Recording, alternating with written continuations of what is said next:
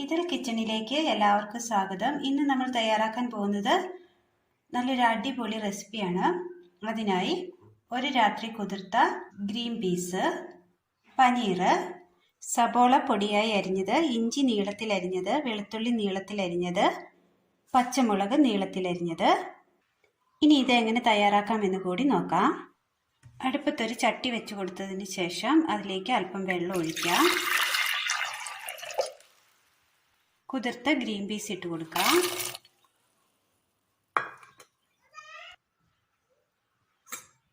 ആവശ്യത്തിന് ഉപ്പിട്ട് കൊടുക്കാം. മൂടി വെച്ച് വേവിച്ചെടുക്കാം. ഒരു പാത്രത്തിലേക്ക് പനീർ ഇട്ട് കൊടുക്കാം. മീറ്റ് മസാലപ്പൊടി,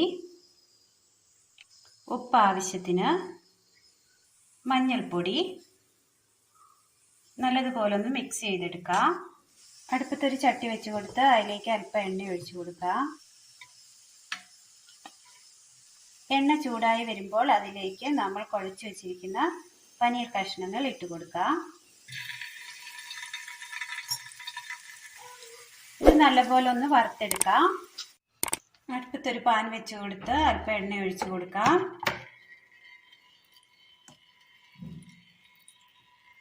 ചൂടായ എണ്ണയിലേക്ക് കടുകിട്ട് കൊടുക്കാം. പൊട്ടിയ കടുകിലേക്ക് വെളുത്തുള്ളി, ഇഞ്ചി നീളത്തിൽ അരിഞ്ഞത്, പച്ചമുളക്, ഇതിലേക്ക് സവോള കൂടി ചേർത്ത് കൊടുത്തിട്ടുണ്ട്. നല്ലതുപോലെ വഴറ്റിയെടുക്കാം.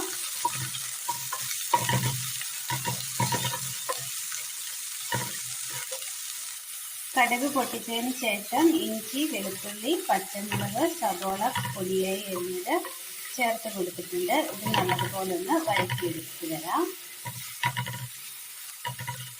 പെട്ടെന്ന് വഴന്ന് കിട്ടുവാനായി അല്പം ഉപ്പ് കൂടി ചേർത്ത് കൊടുക്കാം. ഉള്ളി അങ്ങനെ നന്നായി വാടി കളർ മാറി വന്നിട്ടുണ്ട്. ഇതിലേക്ക് മുളക് പൊടി, മല്ലിപ്പൊടി, മഞ്ഞൾപ്പൊടി, മീറ്റ് മസാലപ്പൊടി,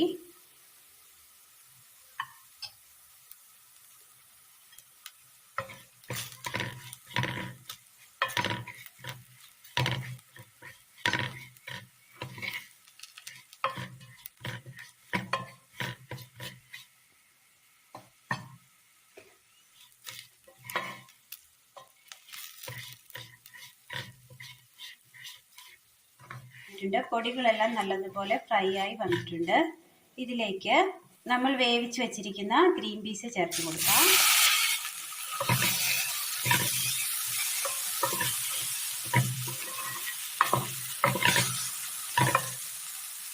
ഉപ്പ് മാത്രം ഇട്ട് വേവിച്ചെടുത്തതാണ്.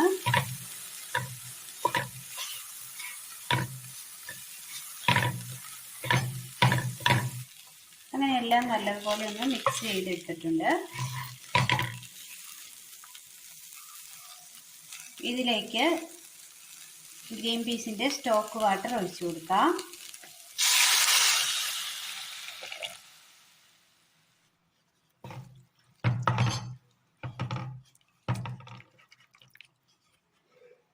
തിളയ്ക്കാനായി വെക്കാം.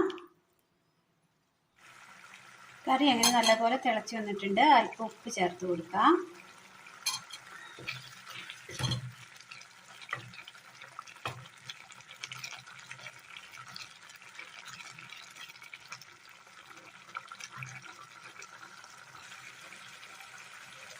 ഇനി ഇതിലേക്ക് നമ്മൾ ഫ്രൈ ചെയ്ത് വെച്ചിരിക്കുന്ന പനീർ ഇട്ട് കൊടുക്കാം.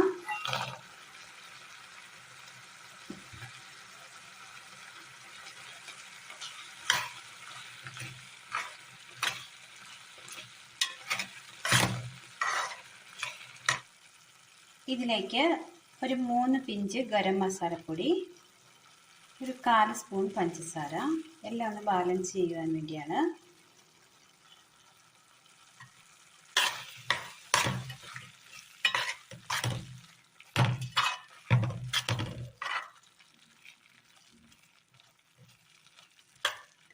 വളരെ നല്ല ടേസ്റ്റാണ് ഈ കറിക്ക്.